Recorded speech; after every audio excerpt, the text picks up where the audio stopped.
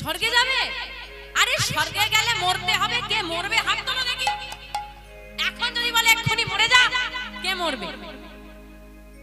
ওই রকম মুখে বাড়িতে ঝগড়া হলে মা 25 বার বলবে বাবা জ্বালা সহ্য হয় না, মরে গেলে বাঁচি। নিজে 25 বার বলবে মরে গেলে বাঁচি। ওইটাই যদি ডাক্তার ঘুরে বলে দেয় আর বেশি দিন বাঁচবে না, অসুখ হয়েছে,